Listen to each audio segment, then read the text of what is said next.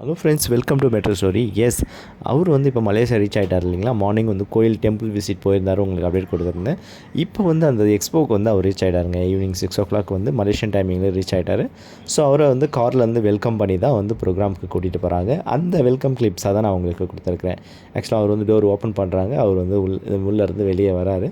ஆக்சுவலாக சார் பார்த்தீங்கன்னா பிளாக் காஸ்டியூம்ஸும் அந்த மெரூன் கலர் டிஷர்ட் மாதிரி சும்மா செம்மையை கெத்தாக வந்து இறங்கியிருக்காரு.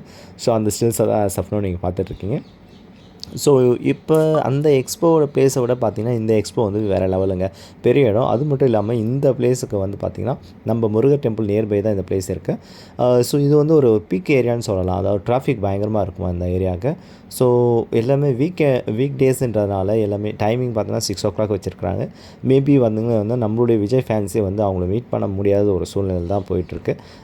பிகாஸ் அந்த லாஸ்ட் டைம் ஃபஸ்ட்டு போனது வந்து பார்த்திங்கன்னா ஏகப்பட்ட சண்டேல வச்சுருந்தாங்க. எல்லாருமே போய் கூட்டம் பயங்கர க்ரௌடு.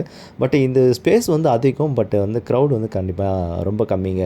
பிகாஸ் எல்லாருமே வந்து ஒர்க் முடிச்சுட்டு அந்த 6 o'clock தான் வந்து அவங்க ஆஃபீஸ்லேருந்தே கிளம்புவாங்க. ஸோ அகெயின் இந்த இடத்துக்கு வரலன்னா பயங்கர டிராஃபிக்கில் ஓவர் டைம் ஆகுமா. ஸோ அதனால் க்ரௌட் மேபி கம்மியாக இருக்கலாம்.